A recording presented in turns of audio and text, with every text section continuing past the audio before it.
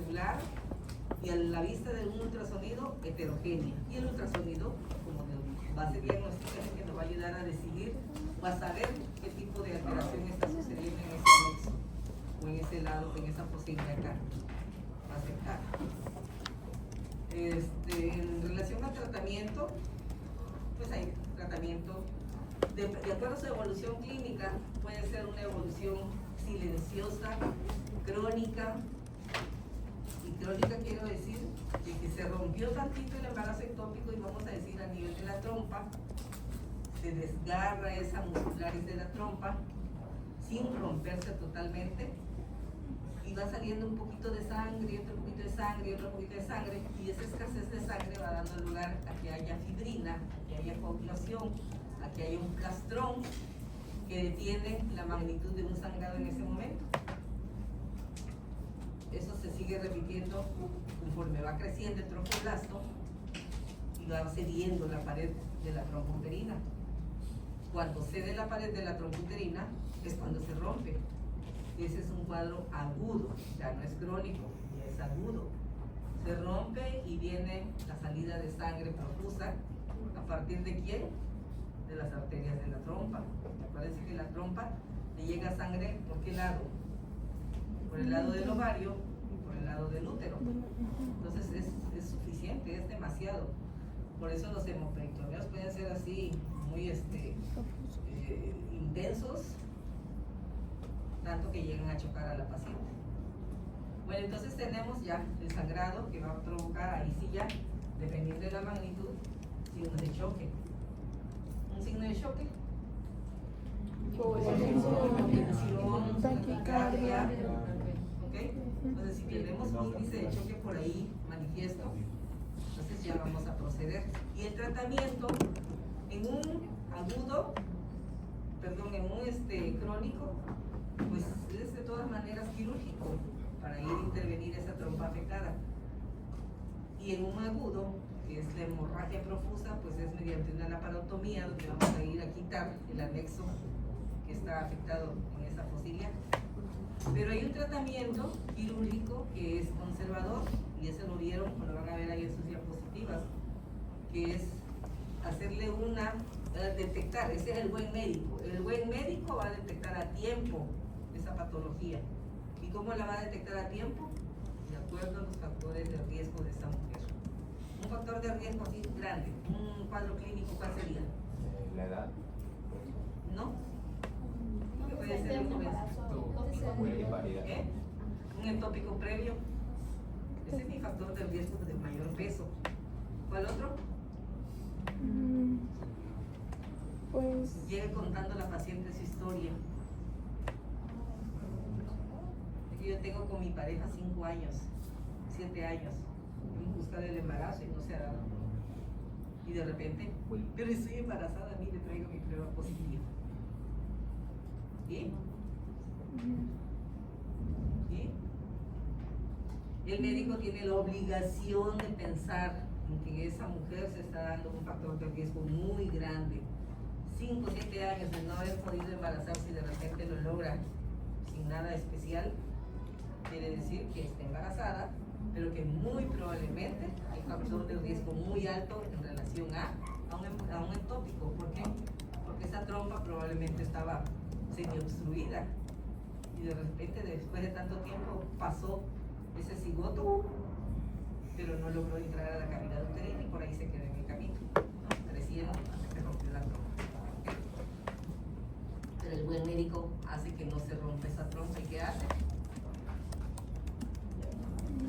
Un tratamiento conservador. ¿En qué consiste el tratamiento conservador? En tratar de conservar esa trompa afectada. Entonces vamos a agarrar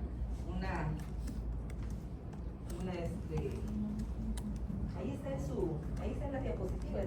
Miren, vamos a perder mucho tiempo y el examen va a contar con todo.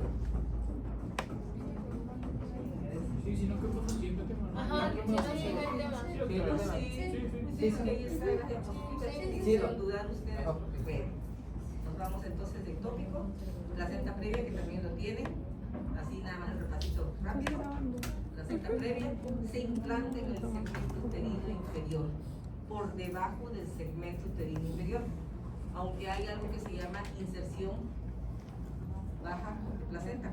Y esa inserción baja de placenta puede estar a los 2 centímetros del segmento inferior. Es sintomática y puede ser asintomática. El diagnóstico puede ser por ultrasonido, pero también por los síntomas. Por los síntomas la frecuencia es 1 en 250. ¿Qué quiere decir 1 en 50 con el diagnóstico por ultrasonido? Que esos 50 embarazos fueron detectados por un buen médico otra vez, que a tiempo hizo el ultrasonido y dijo, aquí hay una inserción baja de placenta y aquí tengo que trabajar. Sin embargo, la sintomática, la que llega con sangrado o con dolor, va a ser en mayor número. 250 mujeres van a llegar sangrando a la clínica. Y van a llegar sangrando porque ningún médico pudo hacer un diagnóstico temprano, un diagnóstico oportuno. Dime. Sí, prácticamente el estado tanto materno y fetal están normales, o sea, no tiene tanta alteración. En ese Más momento que no. llega con la hemorragia asintomática, digamos. Una hemorragia asintomática quiere decir un sangrado mínimo, ¿ok? No un sangrado masivo.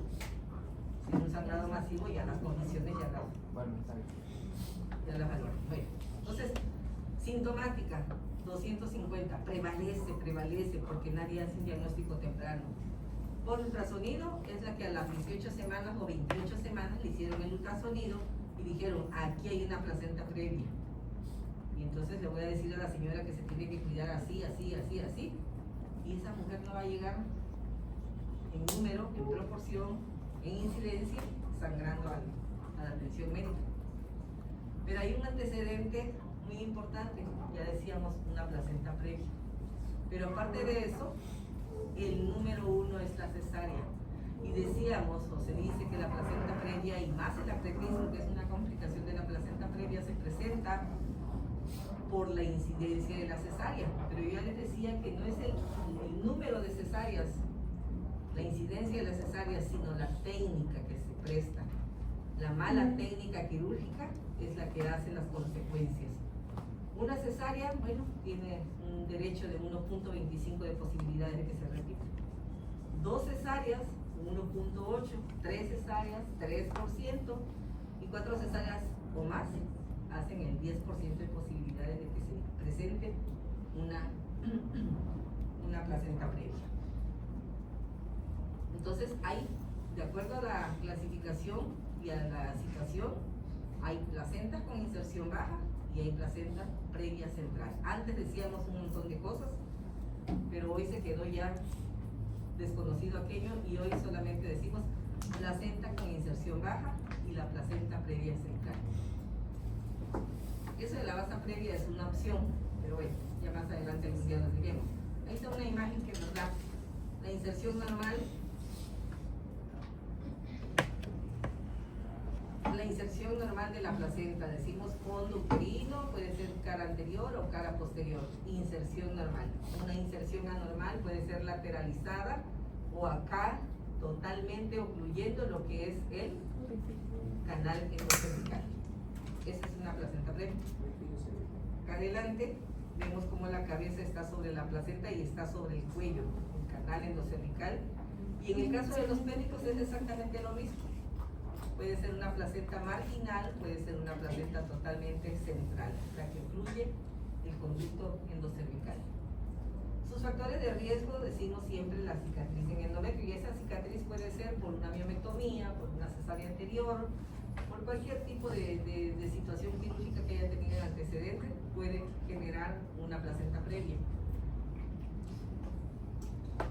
La malformación placentaria como la basa previa que vimos acá, que la metimos aquí, es una alteración también que nos puede significar riesgo. ¿Qué es una basa previa? Es la presencia de la placenta velamentosa, vamos a decir, que todos sus vasos sanguíneos no entran como en el centro del disco placentario, no entran así en el centro, sino entran en un margen, en un externo, en una parte externa de la placenta. A eso se le llama basa previa. Muy peligroso, muy peligroso, porque podríamos nosotros no tener una placenta previa, pero sí hacer una amniotomía, y si hay vasos sanguíneos de calibre mayor cerca de esas membranas, en el momento de hacer una amniotomía o una amniorexis, se rompen los vasos y se viene una hemorragia terrible. Por eso se mete como una placenta previa, una inserción baja de placenta. El embarazo múltiple, la multiparidad, la edad materna avanzada y el antecedente de cesárea, que es prácticamente una cicatriz dada por una cirugía en ese útero, lo que va a prevalecer como factor de riesgo en una mujer para una placenta previa. Y la manifestación clínica, ahí está, es lo único, sangrado transvaginal, pero algo muy importante, esto que dice aquí, indoloro.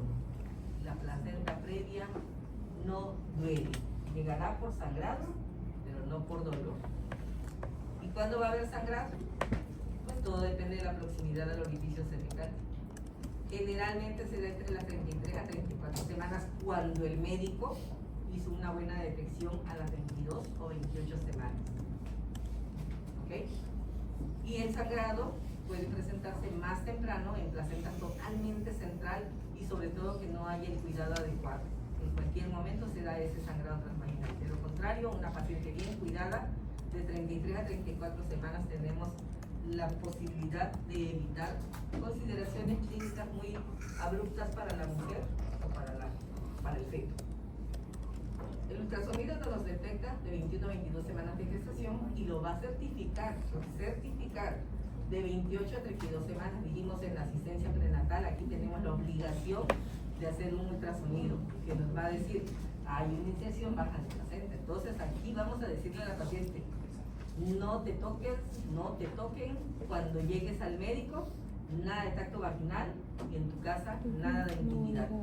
Y a las 28, a 22 semanas máximo, hacemos otro ultrasonido y ya nos va a generar el diagnóstico definitivo. Recuerden que puede suceder lo de la, entre comillas, ¿falsa qué? Migración de la placenta, que consiste en que se estira la placenta junto con el miometrio y se va al fondo. Entonces a las 28 semanas no, fíjate que está en el fondo, ya se descartó placenta previa de lo que a las 22 semanas sospechamos que iba a ser. ¿Ok? O al revés, decimos, no, pues sí, era una inserción baja, ahora se quedó como una placenta totalmente total, central, y esta es una placenta previa. ¿Ok? Entonces, se le indica evitar relaciones sexuales y evitar que cualquier médico, porque puede suceder que siempre es su médico, pero de repente se fue el médico, se enfermó de vacaciones, etcétera, y llegó otro, a ver señora, le voy a hacer un tacto, y la paciente tiene la obligación, se le tiene que hacer corresponsable de esto, obligación de decirle al médico, no me puede hacer tacto vaginal porque tengo placenta previa. ¿Okay? Desprendimiento de prematuro es el diagnóstico diferencial, pero aquí sí hay un puente grande porque tiene que ver con la placenta, pero que separa totalmente un término del otro. Placenta previa no se parece al desprendimiento prematuro, aunque signifiquen hemorragia del embarazo. ¿Por qué? Dijimos que dentro del cuadro clínico hay ausencia de ¿qué? De dolor. Y aquí el desprendimiento quiere decir que se desprendió la placenta antes de que saliera el feto, vamos a decir por un trabajo de parto, pero no sale el feto y sí se desprende la placenta. ¿Qué es lo que va a suceder? Que va a haber sangrado interno adentro de ese útero que va a expander, va a ser duro, va a contraer sostenidamente al músculo uterino, y eso es lo que va a dar isquemia y hasta hipoxia, infiltración. ¿Qué se realiza ahí? No cesárea. Espérame. Y entonces va a haber dolor a diferencia de la placenta previa. ¿Ok? La placenta previa no duele, el desprendimiento sí duele. ¿Cuáles son las siglas de este? ¿Cuáles son? DPPNI. Así lo van a encontrar donde quiera. DPPNI. un desprendimiento prematuro de placenta normoinserta, que va a ser la diferencia con la previa por el dolor, aunque tiene que ver con la placenta y aunque tiene que ver con hemorragia, la diferencia es el dolor. Ruptura uterina es otro diagnóstico diferencial, y lesiones de vagina o cervix que también causan sangrado es diagnóstico diferencial. Bueno, eso ya no es tanto así como para que lo asimilen demasiado, pero sí que sepan qué tenemos que hacer. Una historia clínica con omisión de tacto vaginal y una exploración con ultrasonido en toda paciente que llega sangrando embarazada. Y el tratamiento va a ser conservador y va a ser resolutivo. Todo esto tiene su pauta. ¿De qué?